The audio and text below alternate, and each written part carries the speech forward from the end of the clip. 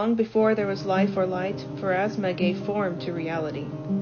The oldest of the gods, Pharasma had already demonstrated extraordinary power long before she aided in the imprisonment of Rovagug.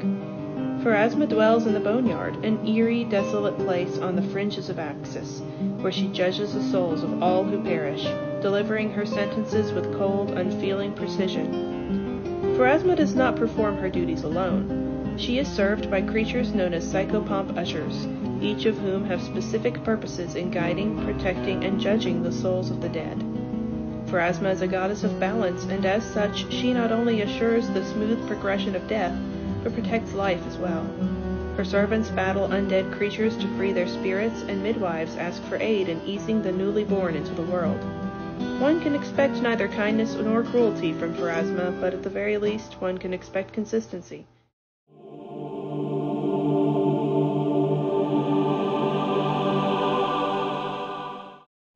Some gods are not born, but made, and in the case of Cayden Cailean, sometimes by complete accident.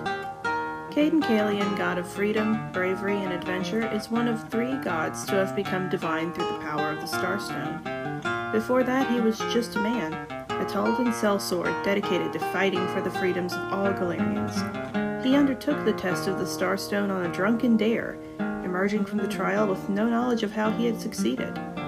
Godhood changed Cayden Cailean very little, needless to say.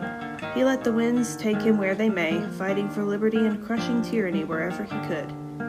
Bartenders know that the drunken god may visit their tavern at any time, though they'd never recognize him. Indeed, if you should ever find yourself longing for a wild adventure and a strong drink, Cayden Cailean may be the god for you.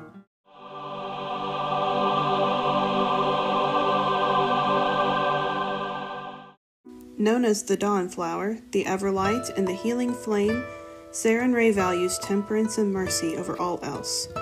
One of the original 8 gods of Golarion, Sarenrae fought against Rovagug long ago, helping to seal him away beneath the surface of the planet.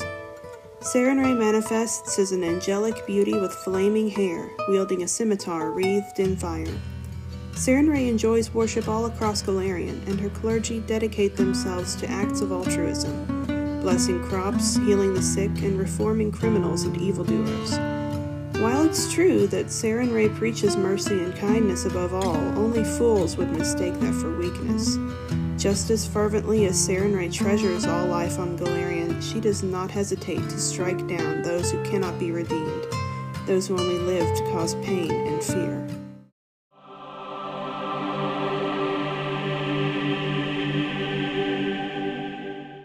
Known as the Lady of Valor, Iomedae is the god of bravery, honor, and justice. One of 3 mortals known to have become deities through the Starstone's power, Iomedae began as a Chalaxian paladin of Eredin, commanding the Knights of Ozem who destroyed the wicked Tar-Baphon during the Shining Crusade. Her deeds are immortalized as the 11 Acts of Iomedae, one of her religion's holy texts. After Eredin's death, it was she who took his place as the protector of mankind and earned the title of Inheritor. Iomedae has inspired thousands to rise up against the forces of evil that threaten Golarion, including the Knights of Lastwall, who stand watch against Tar-Baphon's return, and the Glorious Reclamation, who battle to free Cheliax from Hell's grasp. With her blade Heart's Edge, Iomedae banishes darkness and liberates Golarion from evil.